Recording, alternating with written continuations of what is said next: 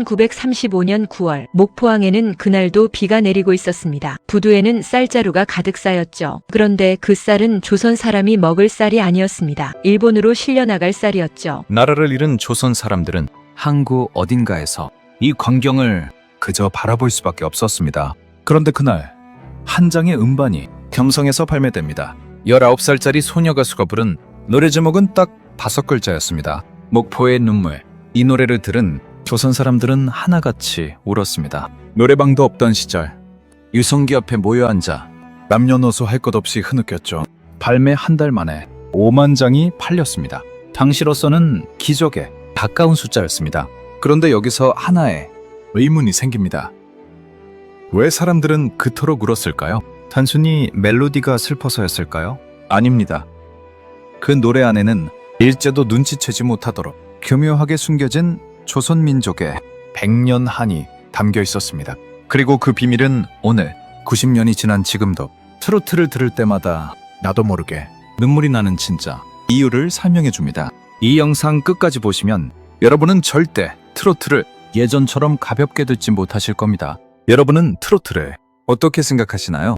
아마도 많은 분들이 이런 이미지를 떠올리실 겁니다. 노인들이 즐겨 듣는 촌스러운 노래, 뽕짝, 격이 낮은 음악. 저도 한때 그렇게 생각했습니다. 그런데 문제는 그 생각 자체가 철저하게 만들어진 편견이라는 겁니다. 한국 대중음악 역사를 연구해온 학자들은 말합니다. 트로트는 한국 최초의 대중가요입니다. 록도 발라드도 힙합도 트로트 이후에 나온 음악이라는 거죠. 트로트가 탄생한 것은 1920에서 30년대입니다. 그 시절을 생각해보세요. 나라를 빼앗긴 시대, 징용에 끌려가는 시대, 쌀 한 톨 마음대로 먹을 수 없던 시대. 바로 그 시절에 음악이 태어났습니다. 그런데 흥미로운 사실이 있습니다. 처음 트로트가 등장했을 때 이 음악은 촌스러운 노래가 아니었습니다. 오히려 도시에 세련된 음악으로 불렸습니다. 경성, 즉 오늘날의 서울에서 전기가 들어오는 다방, 극장에서 흘러나오던 최신 유행 음악이었죠. 그렇다면 트로트는 어디서 왔을까요? 일본 엔카에서 왔다는 주장이 가장 흔합니다. 그런데 이 주장 반만 맞는 이야기입니다. 일본 엔카의 창시자로 불리는 음악가 고가 마사오. 그는 바로 조선에서 어린 시절을 보냈습니다. 그리고 조선의 민요를 자신의 음악에 녹여 넣었죠. 즉, 트로트가 일본 음악에서 온 게 아니라 일본 엔카가 오히려 조선 민요에 영향을 받아 만들어진 겁니다. 그런데 대부분의 사람들은 이 사실을 모릅니다. 뽕짝은 일본 것이라는 말. 뒤에 숨겨진 100년의 오해가 여기서 시작되었습니다. 하지만 여기서 끝이 아닙니다. 더 충격적인 사실은 지금부터입니다. 1928년 가을 성 반성사 극장막간 공연이 시작되자 관객들이 숨을 죽였습니다. 채 20살도 안 된 소녀 배우 이에리수가 무대에 올랐습니다. 그리고 그 소녀가 노래를 시작했습니다. 항상 예터의 밤이 드니 월색만 고요해 나라 잃은 사람들이 극장 안에서 울기 시작했습니다. 소리를 죽임 어깨를 들썩였습니다. 누구도 말하지 않았지만 모두가 알았습니다. 이 노래가 그냥 옛 궁궐을 그리워하는 노래가 아니라는 것을, 나라를 잃은 자신들의 이야기라는 것을. 이것이 바로 트로트의 본질입니다. 겉으로는 사랑 노래, 이별 노래. 하지만 그 안에는 표현할 수 없는 것들이 가득 담겼죠. 심리학에서는 이를 억압된 감정의 대리 표출이라고 합니다. 직접 말할 수 없는 것을 노래에 실어보내는 것, 그리고 그것을 듣는 사람들은 말하지 않아도 다 이해하는 것. 한국 민족 특유의 한이 트로트와 만난 순간이었습니다. 우리 옛말에 이런 고사성어가 있습니다. 이심전심, 마음이 마음으로 전해진다는 뜻이죠. 1930에서 40년대 트로트는 그 자체가 이심전심이었습니다. 그런데 그 노래들은 점점 구체적인 저항의 언어로 변해갔습니다. 1935년 이난영이 부른 목포의 눈물. 이 노래의 2절 가사를 아시나요? 원래 가사는 이러했습니다. 300년 원한 품은 노적봉 밑에 임진왜란 때 이순신 장군이 왜군을 물리친 목포 유다에 산 노적봉. 그리고 그 노적봉 밑에 품은 300년의 원한. 이것은 1592년 임진왜란부터 시작해서 1910년 나라를 빼앗길 때까지 300년 동안 쌓인 조선 민족의 한을 담은 가사였습니다. 당연히 일제 조선 총독부가 이 가사를 문제 삼았습니다. 범죄에 걸렸죠. 그런데 그 다음이 압권입니다. 가사지에는 300년 원한품은 노적봉 밑에라고 바꿔 적었습니다. 원한품은 발음이 비슷한 원한툼으로 슬쩍 바꾼 거죠. 그러나 이난영은 녹음실에서 원래 가사 그대로 불렀습니다. 300년 원한품은 노적봉 밑에. 가사지는 바꿨지만 노래는 바꾸지 않았던 겁니다. 일제는 몰랐습니다. 그리고 조선 사람들은 알았습니다. 노래를 들으며 가슴으로 그 뜻을 받아들이며 소리 없이 울었던 겁니다. 여러분은 목포의 눈물의 이 비밀을 오늘 처음 하셨나요?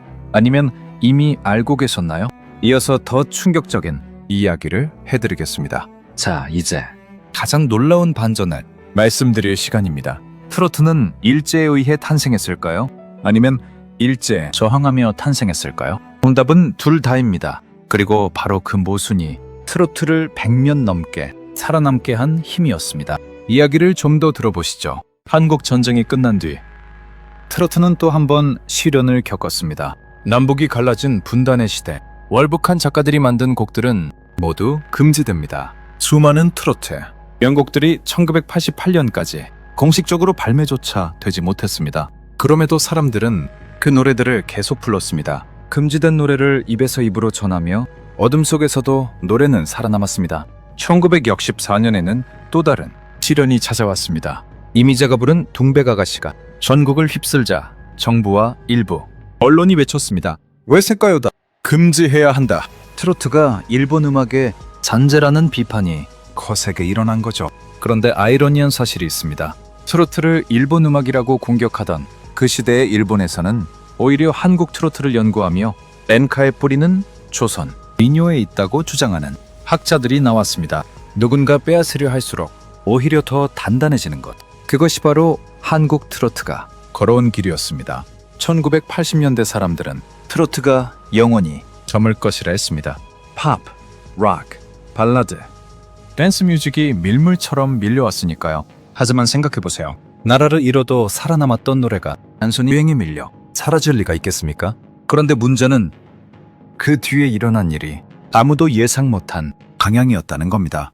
2019년 TV 조선 미스터 트롯이 방영되었습니다. 이명웅이라는 이름이 전국을 뒤흔들었습니다. 그 프로그램의 결승 당시 문자 투표 수가 무려 767만 건이었습니다. 대통령 선거 투표율도 이기기 어려운 숫자였습니다. 왜 그랬을까요? 손민정 한국교원대 교수는 이렇게 설명했습니다. 트로트에는 우리 전통 정서인 한과 흥이 합쳐진 해악의 정신이 담겨 있어 서민의 답답함을 해소하는 해방구 같은 역할을 한다. 바로 그겁니다. 트로트는 단순한 노래가 아니었습니다. 나라를 잃었을 때는 민족의 한을 담는 그릇이 되었고, 전쟁을 겪었을 때는 이별과 그리움을 달래는 위로가 되었고, 경제 위기와 삶의 고단함 앞에서는 웃음과 눈물을 함께 나누는 사람의 노래가 되었습니다. 100년 동안 이 나라의 모든 슬픔과 기쁨을 온몸으로 받아낸 음악, 그것이 바로 트로트입니다. 트로트를 들을 때 눈물이 나는 진짜 이유가 있다고 이제 아시겠죠? 여러분이 트로트를 들으며 가슴이 뭉클해지는 것은 단순한 감상이 아닙니다. 그것은 100년 동안 이 땅에서 살아온 우리 부모님, 우리 할머니, 할아버지, 그 이전 세대의 삶의 무게가 그 멜로디 안에 녹아있기 때문입니다. BBC 뉴스 전국입 3는 한국의 트로트 현상을 이렇게 분석했습니다. 가장 개인적인 슬픔을 가장 대중적인 환희로 승화시킨 독특한 장르, 트로트가 가진 진짜 힘은 생존에 있습니다. 원잼으로 가족을 잃고 보릿고개를 넘기며 자식들을 대학 보내기 위해 허리가 굽도록 일했던 우리 아버지, 어머니들의 생존 신고서와 같습니다. 나라를 잃은 슬픔, 전쟁의 이별, 가난 속에서도 꺾이지 않은 의지, 그 모든 것이 트로트라는 음악 안에 켜켜 있어요. 오늘 여러분의 귀에 닿는 겁니다. 이난영은 1965년 쓸쓸하게 세상을 떠났습니다.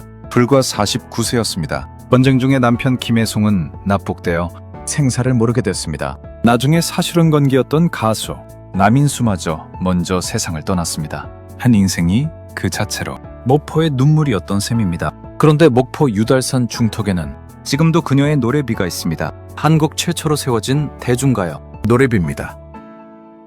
1969년 목포의 한 시민이 사제를 털어 세웠습니다. 노래비 앞에 서면 지금도 목포 앞바다가 보입니다. 그 바다를 바라보며 사람들은 지금도 울컥합니다. 아무 말 없이 트로트가 100년을 살아남은 이유는 단 하나입니다. 사람의 마음을 건드리기 때문입니다. 설명이 필요 없고 해설이 필요 없는 노래, 그냥 들으면 알게 되는 음악. 나도 살면서 저런 마음이었던 적 있었지. 그 한마디가 트로트를 100년 동안 살아있게 했습니다. 여러분이 가장 좋아하는 트로트 노래, 혹은 가장 기억에 남는 트로트는 무엇인가요? 오늘 영상에서 알게 된 트로트의 역사, 100년의 역사를 가진 이 노래가 앞으로 100년을 더 살아남을 수 있도록 오늘 영상을 한 분께만 공유해주세요. 그것이 여러분이 트로트에게 해줄 수 있는 가장 작고 소중한 선물입니다. 지금까지 봐주셔서 감사합니다.